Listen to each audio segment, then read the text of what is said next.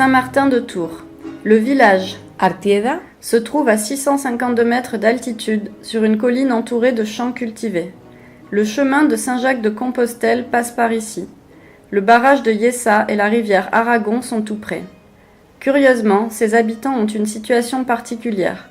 Ils ont par exemple un indicatif téléphonique de Navarre sans être de Navarre. L'hôpital et le centre de santé qui leur sont assignés se trouvent dans différentes communautés autonomes. L'explication à tout ceci trouve son origine dans la position frontalière du village sur la carte. Il se trouve en Aragon, mais tout près de la frontière avec la Navarre.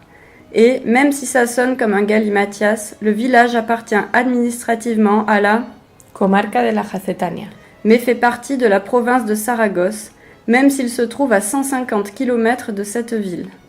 Les familles du village vivent sereinement ces questions bureaucratiques. Cela importe peu quand on se trouve où on veut être. Ils ne sont pas les premiers habitants, cette terre a un important passé.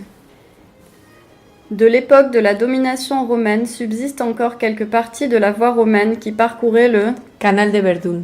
Ainsi que d'autres éléments conservés au musée provincial de Saragosse. Artieda Ne s'est pas toujours trouvé sur cette colline.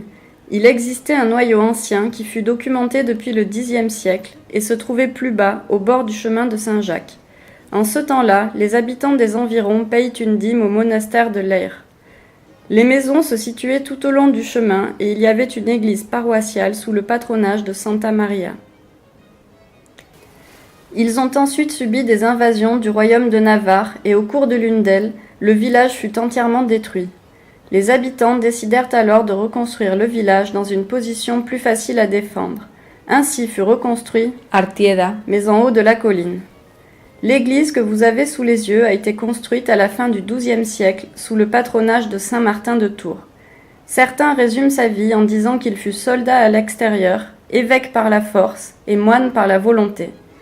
Il est né en Hongrie et a grandi dans la ville italienne de Pavie. Il incorpora l'armée à 15 ans pour remplacer son père, par accomplissement d'un décret selon lequel les militaires vétérans devaient se retirer et être remplacés par leurs fils. Un jour d'hiver, devant une des portes d'Amiens, il trouva un homme faisant l'aumône. Il était transi de froid car il était si pauvre qu'il ne portait presque pas de vêtements. Martin coupa sa cape en deux et en donna la moitié au mendiant. Cette même nuit, le Christ lui apparut, vêtu de la demi-cape qu'il avait donnée au mendiant, et dit à ses anges : « Ce vêtement chaud que je porte m'a été donné aujourd'hui par les catéchumènes Martin. » Avec le temps, ce jeune pieux devint évêque de Tours. Il exerça cette responsabilité parce qu'il ne put pratiquement pas faire autrement. Il consacra son intense vie à Dieu et il était connu comme un référent très présent dans la culture populaire. L'édifice qui se trouve devant vous est d'origine romane.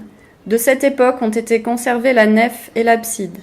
Il a été par la suite profondément remanié et agrandi. Au cours du XIIIe siècle, Artieda atteignit le rang de ville. Au XXe siècle, elle perdit sa population comme beaucoup de noyaux ruraux. Les habitants et habitantes ont misé pour renverser cette tendance que la ville, en plus du passé et du présent, est le futur qu'elle mérite. Cet édifice a une unique nef rectangulaire, couverte par une voûte en berceau qui avance jusqu'à l'abside, couverte par une voûte en cul-de-four. Au cours d'une des transformations évoquées précédemment, plusieurs éléments ont été ajoutés, dont une chapelle latérale de chaque côté et une sacristie côté droit. Le matériau prédominant est la pierre de taille, même si, au niveau de l'abside, on trouve de la simple maçonnerie.